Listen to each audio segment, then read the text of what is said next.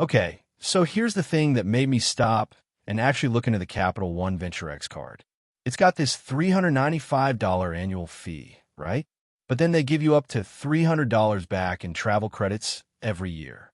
So honestly, if you use those credits, you're really only paying $95 a year. That's not nothing, but it's way less than what most people think. I kept hearing, oh, it's so expensive, but when I did the math, it didn't add up. So today I'm breaking down the Capital One Venture X review to see if it's actually worth it or if it's all just hype. Look, I spent hours digging through the fine print, comparing it to other cards, and even called customer service to ask some stupid questions. Here's what I found out. And honestly, some of it surprised me. Not everything is perfect, but there are some real perks that make it stand out.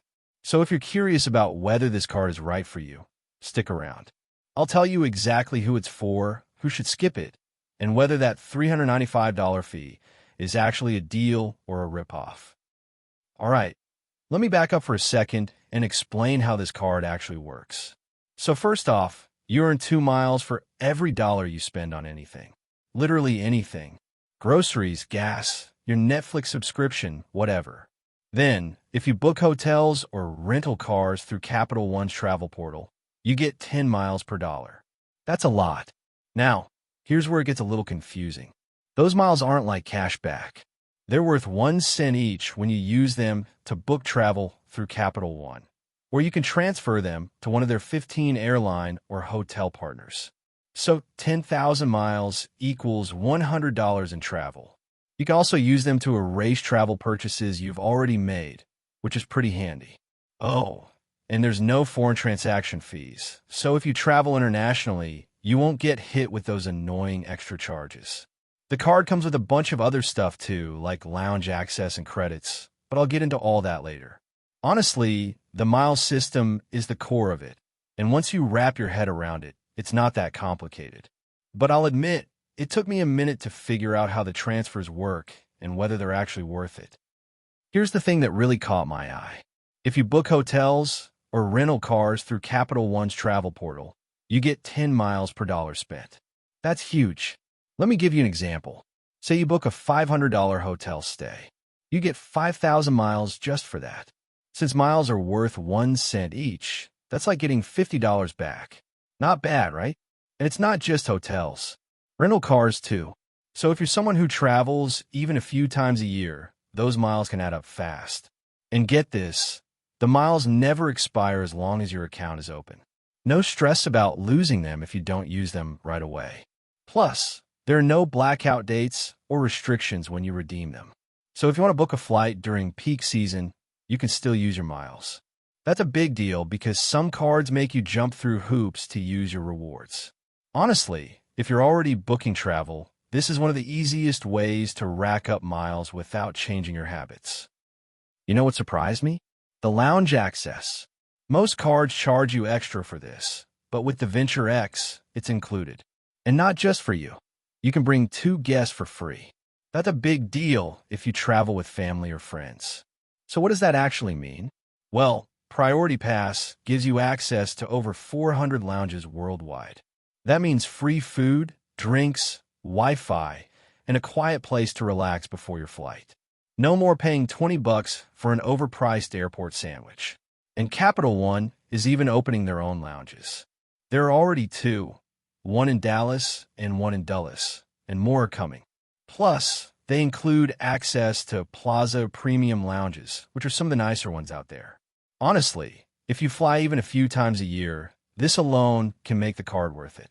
I've been in some of these lounges, and let me tell you, it's a game changer when your flight gets delayed and you've got a comfortable place to wait.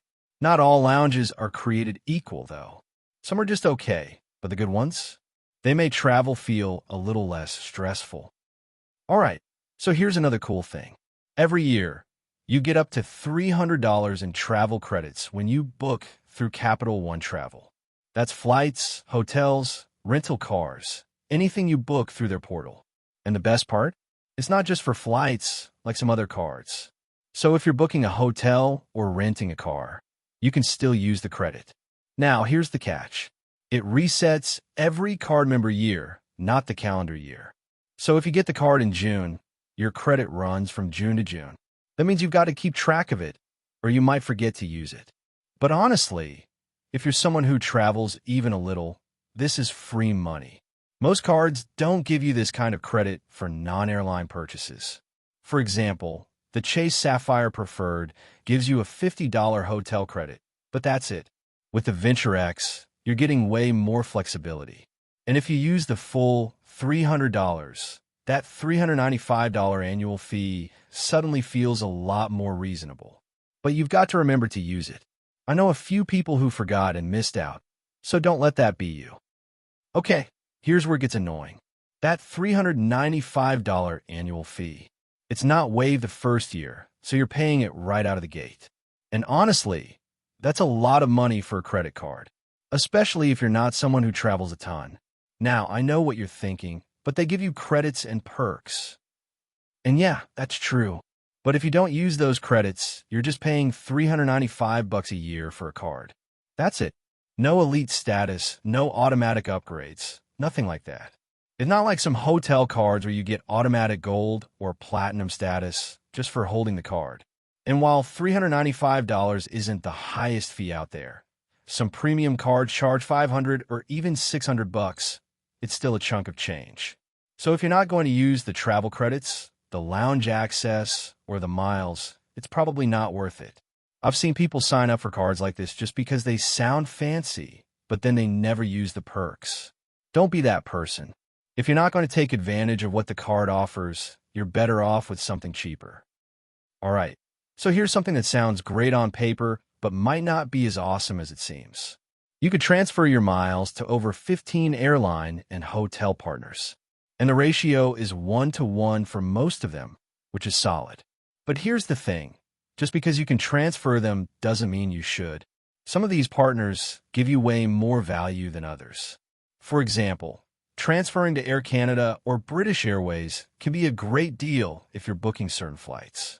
But if you transfer to, say, Accor Hotels, you might not get as much bang for your buck. And not all transfers are instant. Some take 24 to 48 hours, which can be a pain if you're trying to book something last minute.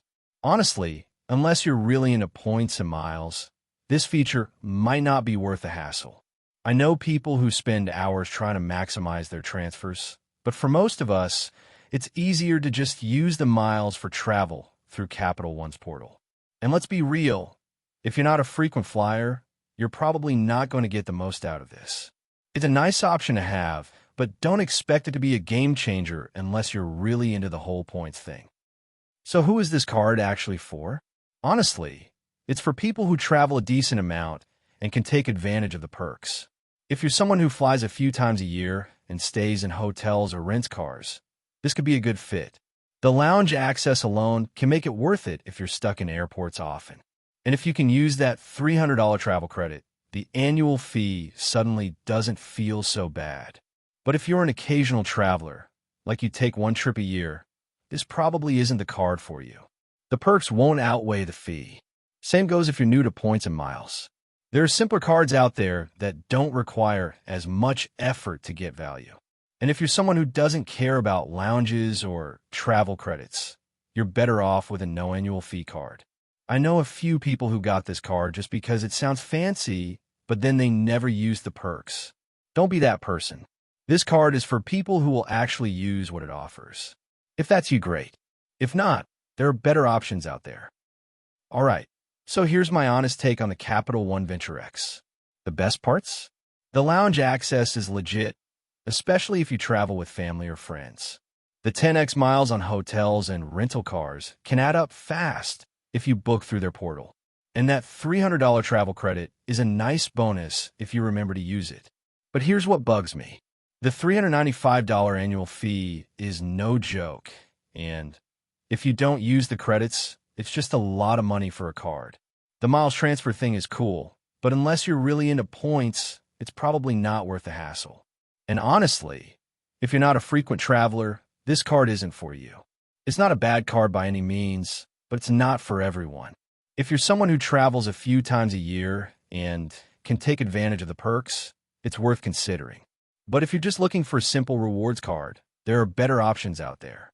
I'll leave some links in the description if you want to dig deeper, but that's my honest take on the Capital One Venture X. See you in the next one.